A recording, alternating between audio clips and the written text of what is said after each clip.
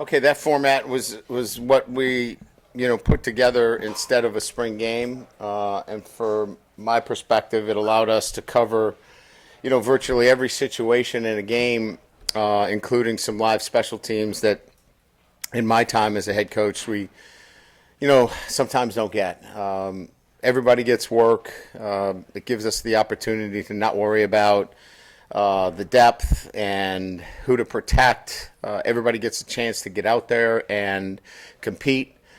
And, I can craft the situations within the game that allows us to get the appropriate work necessary and still, have a pregame timeline and still get them in the game day locker room and still get a routine that mimics in some fashion what it's like to prepare for a game situation. So from that perspective, we've got great film to watch and to evaluate and to continue to work on our players, technical and tactical development. This wasn't a practice for us to go, okay, this is the starting left guard or this is the starting, safety. This was about another step towards, developing our football team and getting us closer to the preparation necessary for when we go into camp, getting us ready for our first game. So that's kind of my opening statements, and then we'll go from there.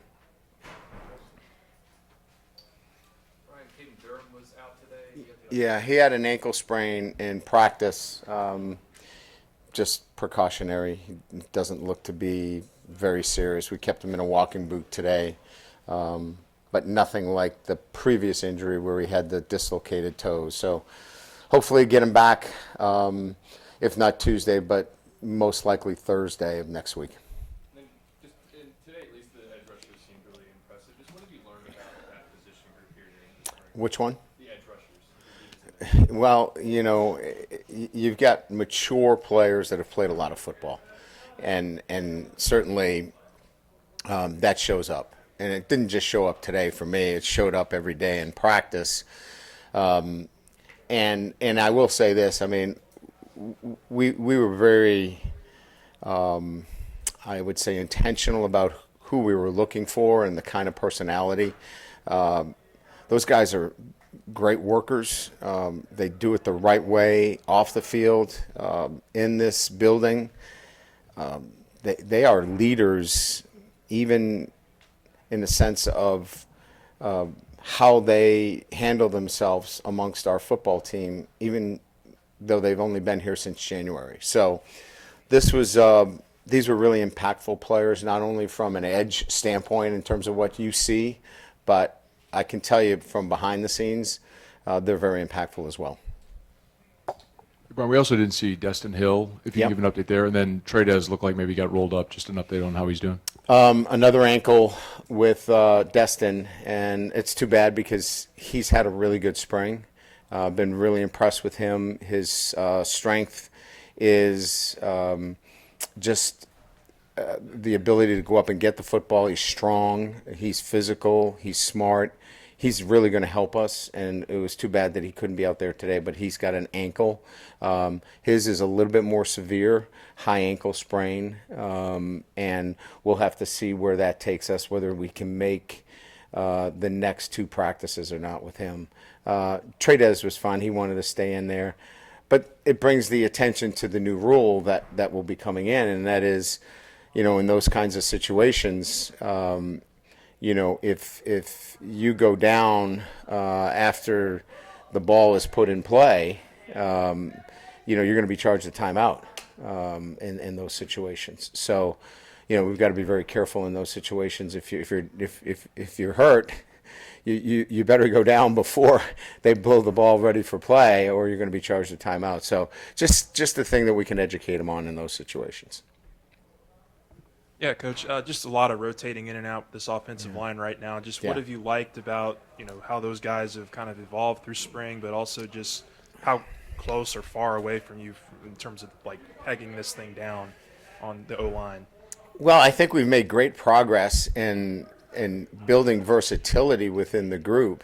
I think in one sense we've been clear that the mandate was not to go through the spring and name 5 guys. And so if we went in with that goal, we would not be anywhere near that. But that wasn't the goal. The goal was to get guys in position where we could find out what the best fit was for them individually and for us as a unit, and then as LSU as a football team. So it's been moving guys around and finding where the right fits are, and then we'll go into camp and probably say, all right, through the first 8, 9 practices, will give us some time to make the decision on what that unit is, and then build continuity through the back end of preseason camp with the starting 5. You were talking about today being a lot for development with guys, and Harlem Berry's another guy who's obviously young and getting developed at this stage. What have you seen kind of from him since the last time that you spoke about him? Because I think it was a few weeks ago you had mentioned the steps he had taken forward. What have you seen from him as he kind of maybe battles for the RB2 spot? He's a natural runner of the football. He sees things that you just don't coach. And the great backs just have that natural, uncanny ability to see things on the move, and you just let it go. He's got to be coached on protections. He's got to be coached on scheme. He's got to be coached on how to eat. He's got to be coached on some other things, and we're doing it, and he's very receptive to that. I didn't mean to imply other, but he's a natural runner of the football, and he's really good, and I think he lives up to the billing of the best running back in the country because of his just natural instincts that he has as a running back. Do you think he has a real shot to compete for that second running back spot? He'll play for us as a freshman, yeah. Coach, nationally, there's been a lot of discussion about playing other teams during spring football after going through this open practice format. Do you have an opinion on that? Would you be open to doing that? I would be open to it. I think there's, clearly the calendar, dictates a lot of this, right? We work off of an academic calendar, relative to recruiting, relative to different schools being on quarters versus being on semesters. So there's a lot of things that would have to kind of, come together in those situations. But I think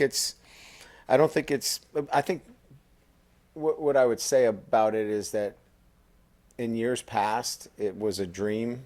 I think it's within our grasp now. I think there needs to be some more attention to particular rules that make that difficult. But I think we're on the course towards that happening. So you would prefer that?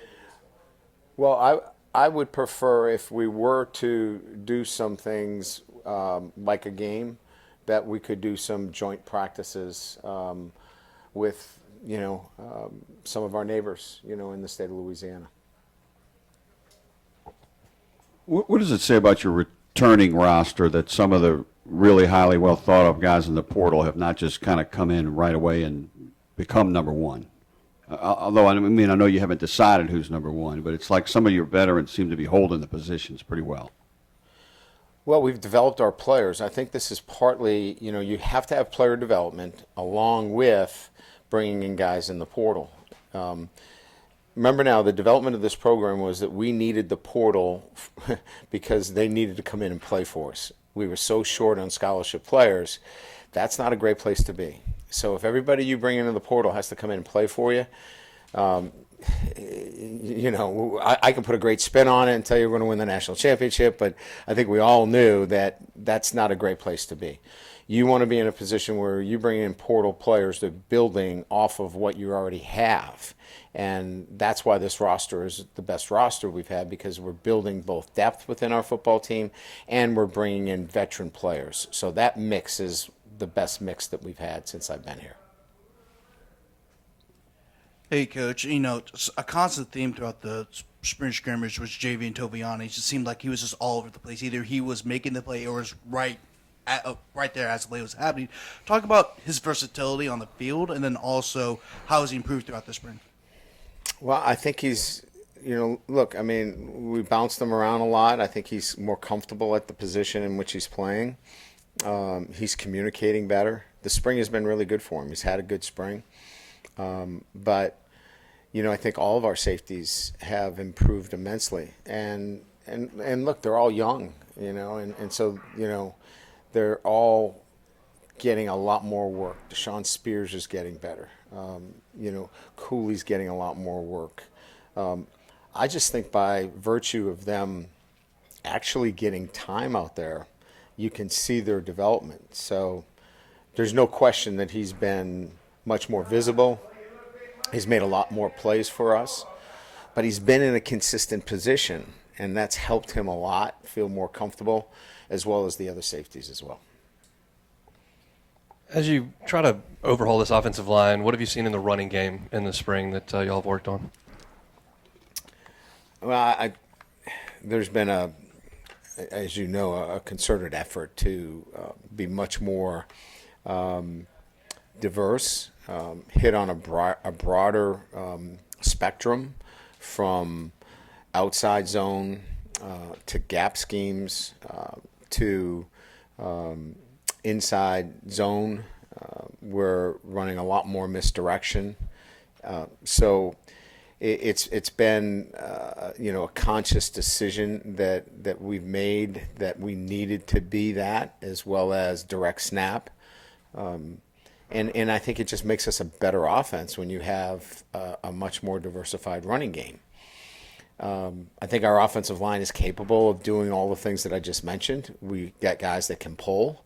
We got guys that can double team at the point of attack and run traditional duo plays, and I think we can be really good at outside zone. So this was really about focusing in and being much better at the running game. Look, you can't just say, well, we're going to focus on the running game and forget that we're really talented at wide receiver. But I think we've struck a much better balance in bringing those two together this spring. Coach DeJuan Johnson, you're running him at quarterback right now, but does he have a skill set that you can do a lot of different things with him on offense, put him in different places? Yeah, we think we do. I mean, we think that we enhance our red zone package with him. I think you saw a glimpse of that a little bit today. I didn't let you film that purposely. You guys he had a hard 11:30 stop for a reason.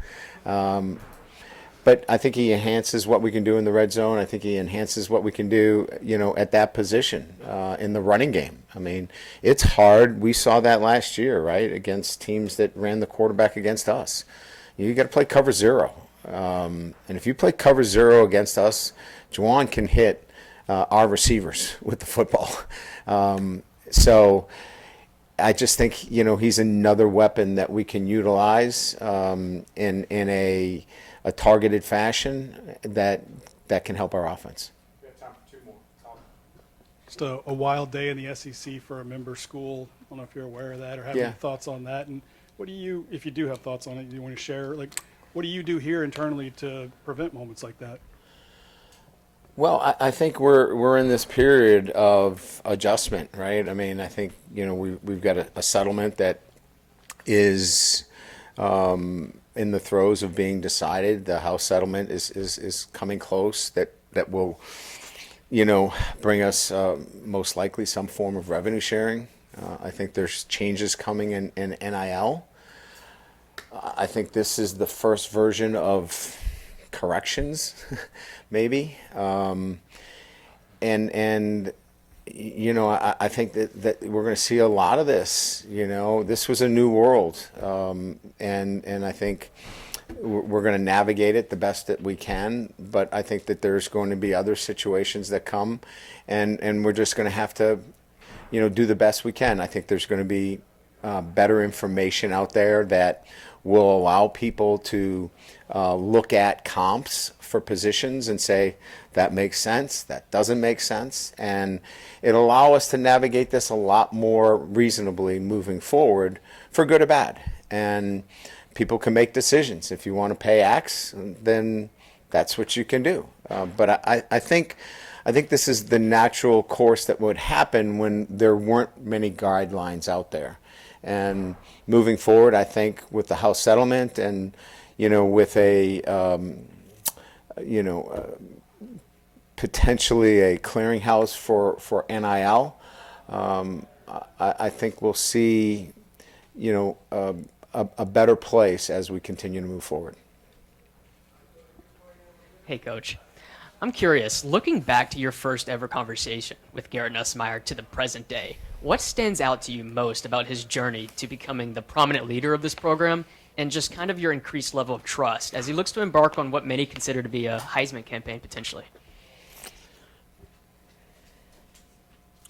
I'm thinking about it because I'm trying to think about the very first conversation. My very first conversation with Garrett was when I got the job. He came in and said, "Coach, I'm a Tiger, and I just want to let you know I'm going to be here."